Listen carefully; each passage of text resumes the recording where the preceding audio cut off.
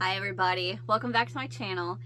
Today's going to be something a little different. I want to show you guys something that I got off of eBay. Now I was actually going to film a magazine flip through today, and there's a thunderstorm going outside, so if you guys hear rumbles of thunder, that's why.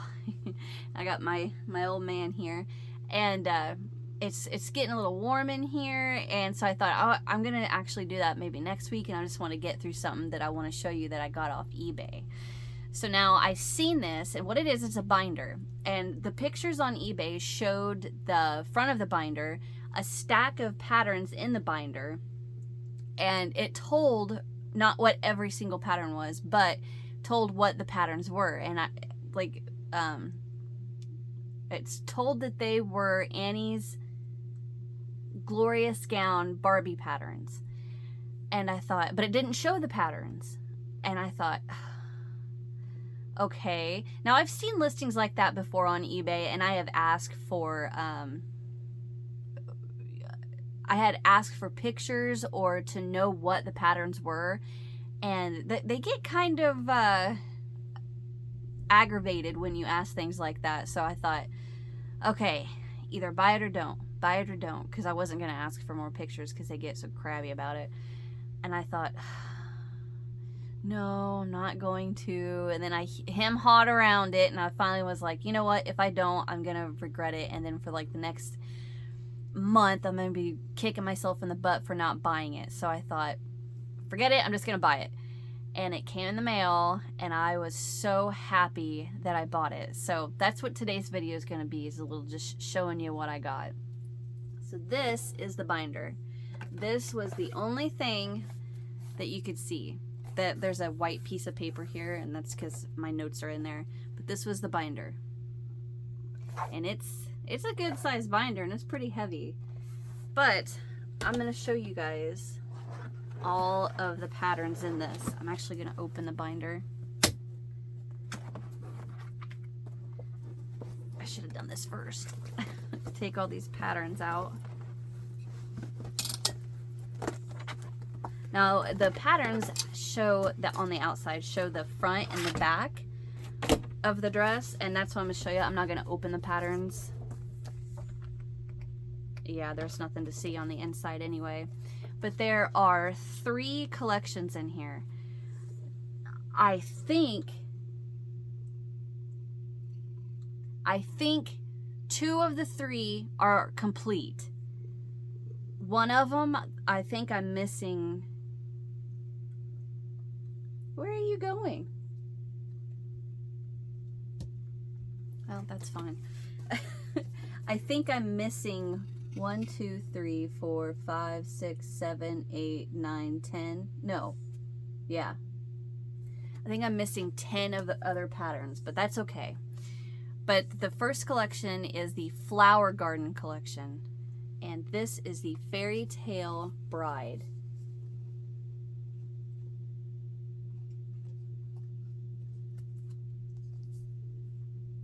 Is that not pretty? And I am definitely going to be making these.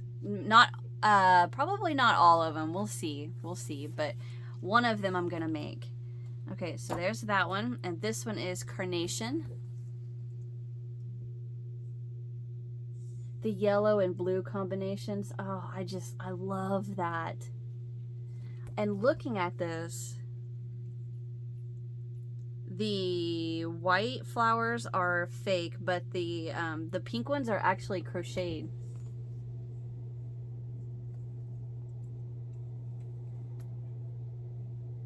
It's pouring again.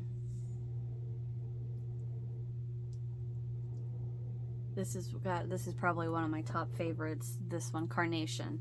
And I think, now it doesn't say on the inside or anything, but oh, I guess it does.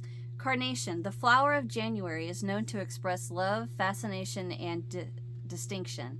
Some believe that the name Carnation comes from coronation, as it was one of the flowers used in Greek ceremonial crowns. According to Christian legend, carnations first appeared on earth as Jesus carried the cross. The Blessed Virgin Mary shed tears at her son's plight, and Carnation sprang up from where her tears fell. Thus the Carnation became the symbol of a mother's undying love. I didn't know that. That's cool. Well, what'd the bride say? I didn't even see these in here. The wedding day is an occasion for every woman to become a fairy tale bride. This bride is the first in our flower garden collection of Annie's glorious gowns. Flowers have a language that can express feeling and characteristics such as love, desire, purity, strength, and beauty. As you crochet the exquisite flowered gowns in this collection, may you enjoy life's exclusive loveliness and warmth. Oh, that's so cool. And I wanted to look. 2004 is the copyright date on these. Wow, that's awesome. So now I may just have to just do one collection and come back and do another one, because it is hot in here. Oh, I even have the fan on and I can see that I'm shiny in spots. Okay, so now we have the violet.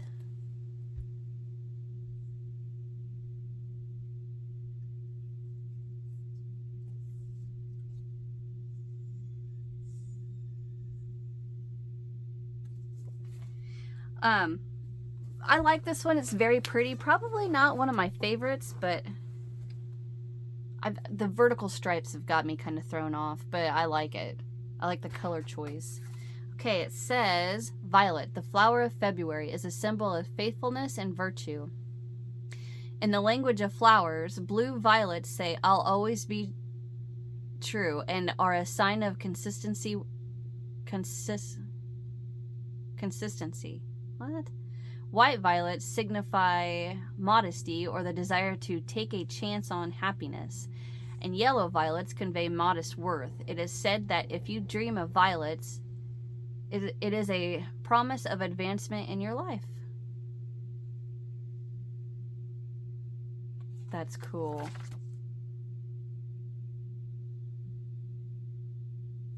So just looking at the picture, it's very, very pretty. Okay, I have a cat hair on my nose. All right, now we have, I think I just made it worse, Daffodil. This is stunning. Stunning.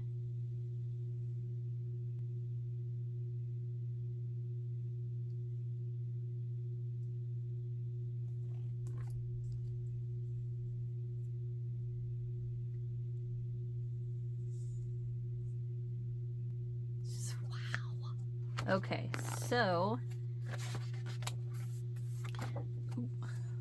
it says, Daffodil, the flower of March, is associated with new beginnings, unrequited love, regard, and respect and charity. According to a Greek myth, Daffodil's other name, Narcissus, is linked to the handsome Greek youth Narcissus. While on a walk, Narcissus stooped to take a drink from a river, wanting to admire the image of himself reflected in the water. He leaned too far over and drowned. Some say the reason daffodils droop is that Narcissus is still leaning over to see himself. Vain. That is a very, oop, I lost him. That is a very pretty one. All right, so this one is Sweet Pea.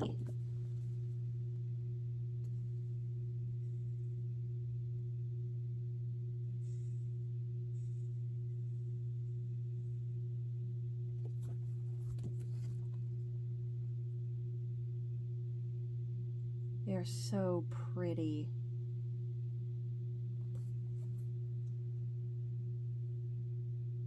Yeah, that is all crocheted besides the little jewels inside the flowers.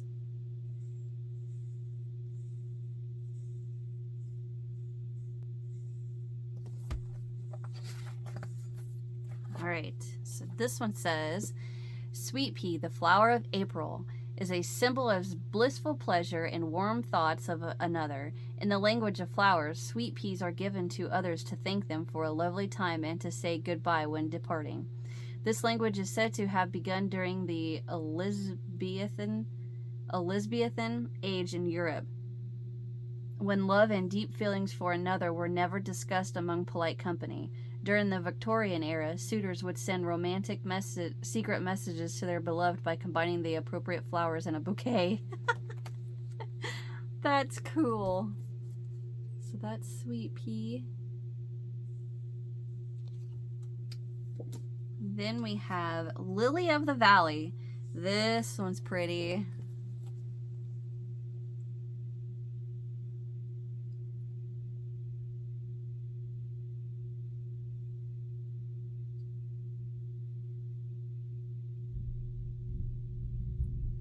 Here's the thunder. Here's the back.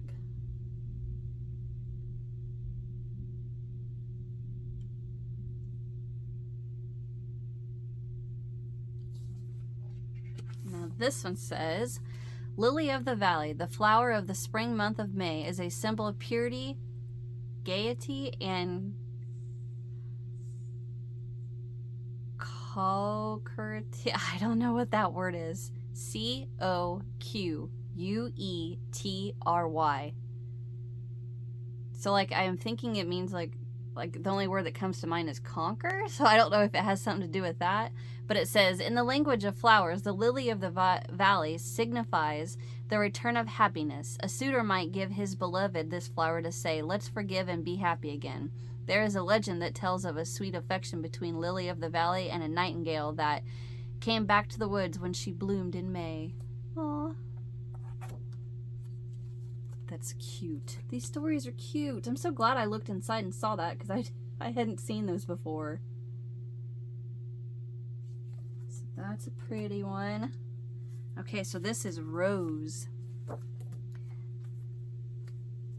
Trying to balance these on my leg. Very pretty.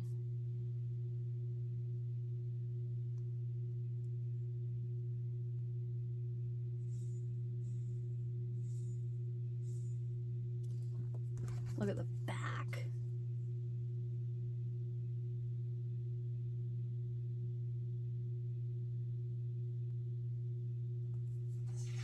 So pretty. Okay, Rose, the flower of June, is an exquisite messenger of love. A red rose of any hue says, I love you, and so it is the flower of Eros and Cupid. A white rose means spiritual love and purity, and is the flower of the Virgin Mary. Dark pink roses are a symbol of thanks and gratitude, while light pink roses imply grace, gentility, and admiration.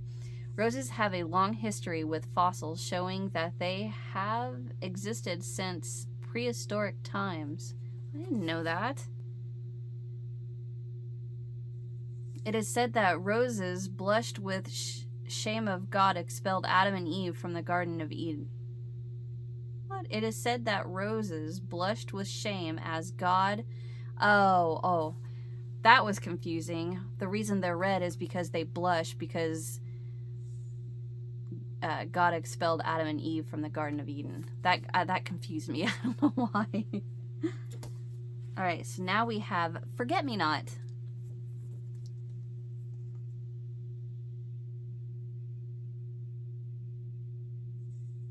Red, white, and blue, and gold.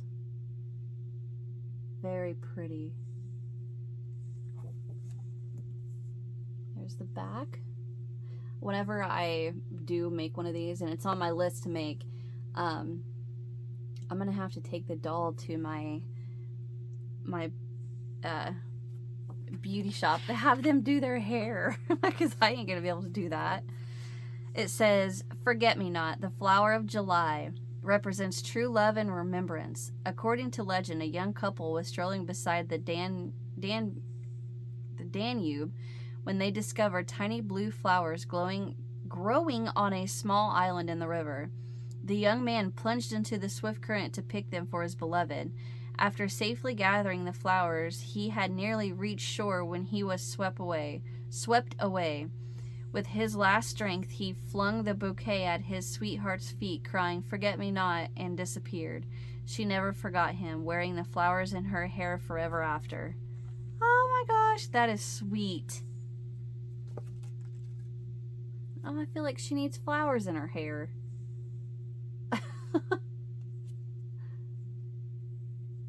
That is Forget Me Not. This one is Gladiolus.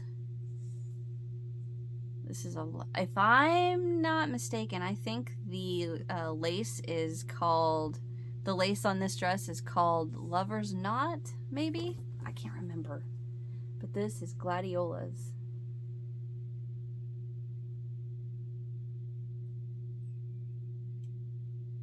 Very colorful.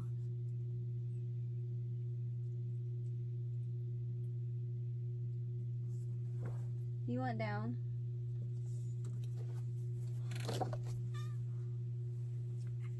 Okay, I guess you don't.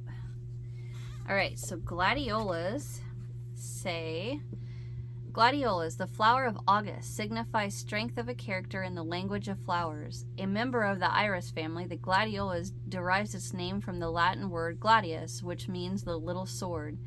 Because of this, it is considered to be the flower of the gladiators. The Gladiolus corm was once valued medicinally as a poultice for drawing out thorns and splinters, while in powdered form it was mixed with goat's milk to soothe the symptoms of colic. Wow, I didn't know that. So that's Gladiolus. I love the variety of color in it. Wonder how many colors there are. Oh geez, I ain't reading all that. Okay, so next we have Esther.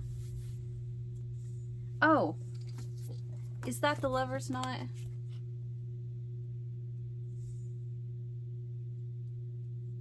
That looks like it. Okay, so here is Esther.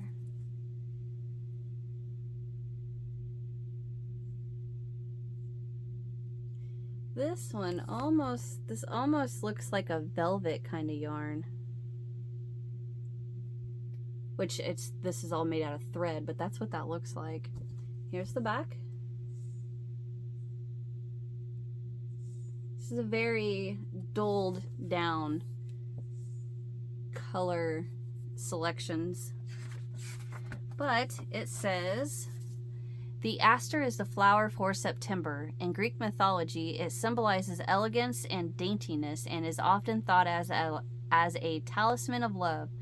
It is said that Esther sprang from the tears of Asteria, the Greek goddess of the starry sky, who cried because she saw no stars when she looked down upon the earth. Throughout history, the aster has had varied uses. In ancient times, people believed that the odor of the aster's burning leaves drove away serpents.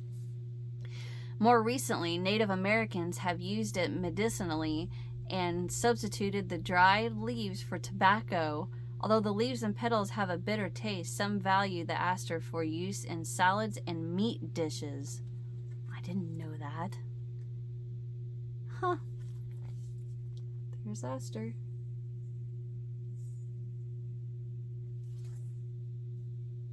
It almost looks like the same stitch, don't it? Right here. Okay. So there's that one.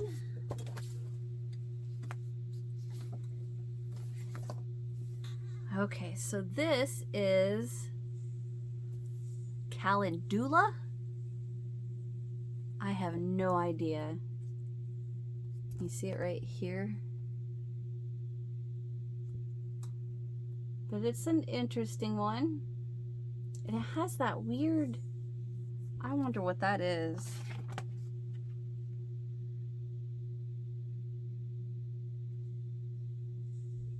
Chanel. Rayon Chanel. Chenille.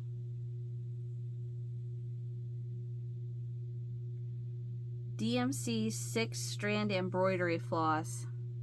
Some of this is crocheted with embroidery floss. Oh my gosh. But anyway, so that's Calendula. I'm probably not saying that right, but there's that. And Here's the back.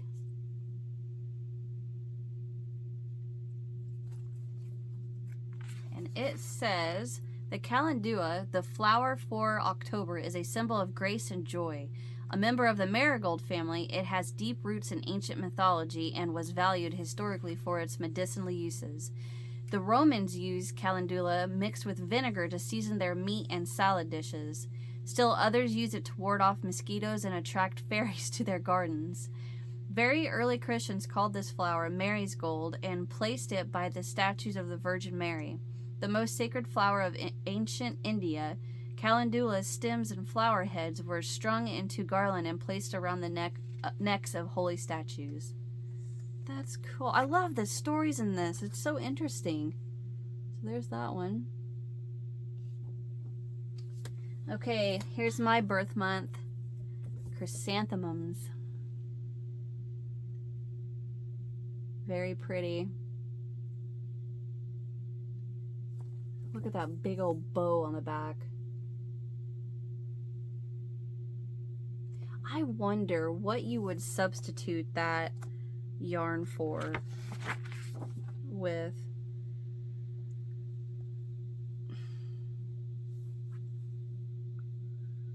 Yeah, it just says chenille yarn. Number 519 raspberry chenille yarn. Elmore Pisgah honeysuckle yarns. 88 yards per ball. Okay, it says the Chinese believed that the chrysanthemum was a magic herb that held the power of life, and various parts of the plant were used as food and for medicinal purposes. The Chinese city of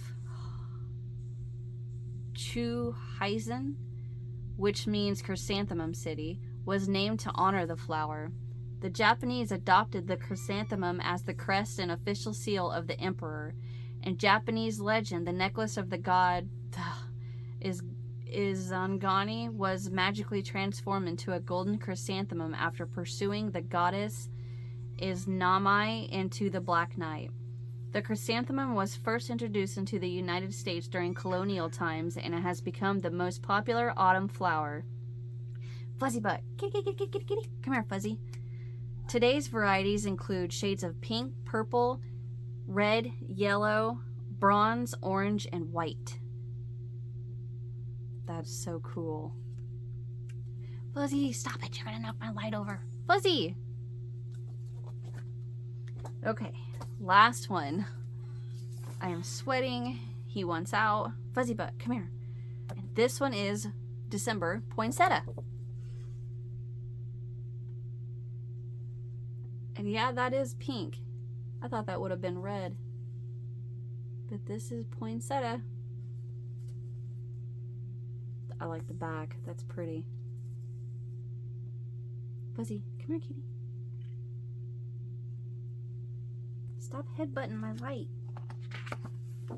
Okay, poinsettia says, long before Christianity was introduced into the Americas, the Aztecs in Mexico were cultivating poinsettias, which were highly prized by Kings Moctezum and Nezahualcóyotl. The poinsettia was symbolized, representing both purity and the blood of Christ. Its medicinal uses include the stimulation for circulation and fighting infection and fevers. Today, the poinsettia has little medicinal value. First introduced into the United States in 1928 by Dr. Joel Roberts Poinsett, then U.S. Ambassador to Mexico, poinsettias are a traditional symbol of Christmas and rank as the most popular plant in the world. They are found in shades of cream, pink, and scarlet. That's awesome! So there's poinsettia. So there are 13 of this collection, the Flower Garden collection. And I got all 13 of those in that. There's a thunder. In that collection. So then there are Belle of the Ball, and I only have 3 of those. And then the last collection is Old South collection, And I think I have all of those. I'm not sure. But I'm going to go over those in a different video. It's hot in here. It's thundering. My cat wants out. I want to get out of here because I'm sweating.